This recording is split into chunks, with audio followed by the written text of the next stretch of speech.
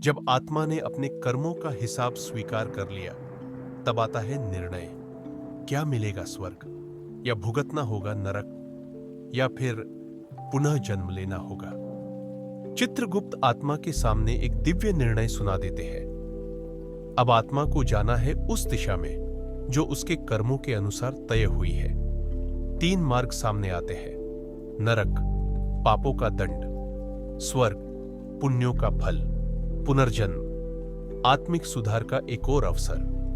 जो आत्मा छल, हिंसा, लोभ और अधर्म से भरी होती है, उसे ले जाया जाता है नरक लोक में। यह कोई धर्म के नाम पर बनाया गया डर नहीं, यह एक ऊर्जा स्तर है जहां आत्मा का चेतन तामसिक कंपन में गिर जाता है। वहां अग्नि नहीं जलती, वहां आत्मा जलती है अपने ही कर्मों की आग में। तुमने जो दुख दूसरों को दिया, अब वही तुम्हारे भावों में गूंजता है।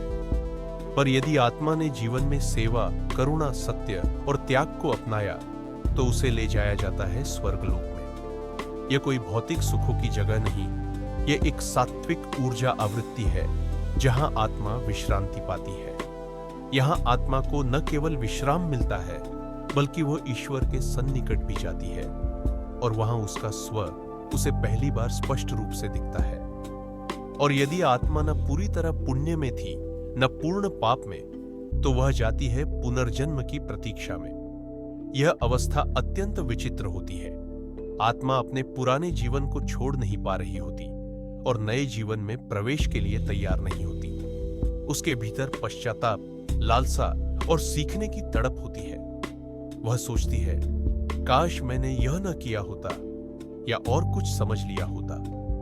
यही भाव उसे दोबारा जन्म लेने को प्रेरित करता है, और तब ब्रह्मांड की शक्तियां उसे उस गर्भ की ओर खींचती है जहां वह दोबारा जन्म लेगी। वह सब कुछ भूल जाएगी, लेकिन आत्मा की गहराई में वो अनुभव बीज की तरह छिपे रहेंगे। इस कड़ी की अगली वीडियो में हम जानेंगे मृत आत्मा का छठा पड़ाव। यहां जलती है आत्मा की वासना,